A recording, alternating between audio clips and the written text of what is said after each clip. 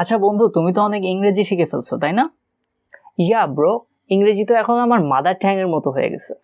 ও sheet, ওটা mother ট্যাং না, ওটা মাদার ঠাং। ঠাং।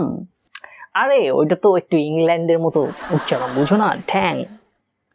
আচ্ছা আচ্ছা, ঠিক আছে ঠিক আছে, চলো তোমাকে একটু চেক করে দেখি অন ক্যামেরা কিন্তু। ওকে, কোনো ব্যাপার না। আচ্ছা বলো তো, ওভার দ্য মুন মানে কি?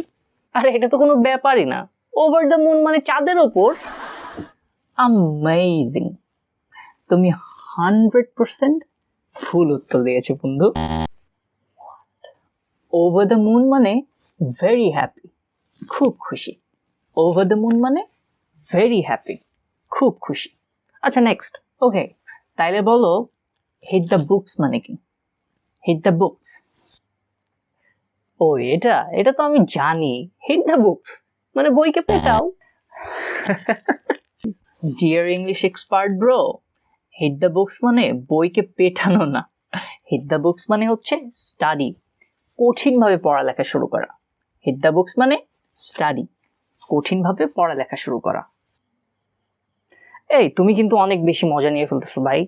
যা যা হয়েছে হোক, কোনো সমস্যা নেই, তুমি এটা প্লিজ আপলোড করো না। আচ্ছা, তুমি যদি এই লাস্ট কোয়েশ্চেনটার আনসার দিতে পারো তাহলে তোমার এই ভিডিও আপলোড করব না। ডিল? Okay deal. গুড। তাইলে বলো হিট মি আপ মানে কি? Hit me up, hit me up.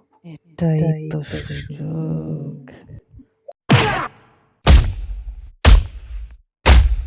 A few moments later.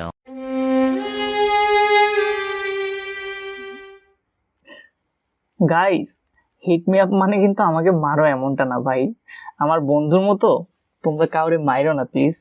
Hit me up মানে হচ্ছে text me, hit me up মানে হচ্ছে টেক্সট মি, কন্ট্যাক্ট মি। আর এরকম আরো মজার মজার ইংলিশ টিপস পেতে বিংলিশ বাডির সাথে থাকো, তা না হলে আমার বন্ধু কিন্তু তোমাদেরও আমার মতো অবস্থা করে দেবে।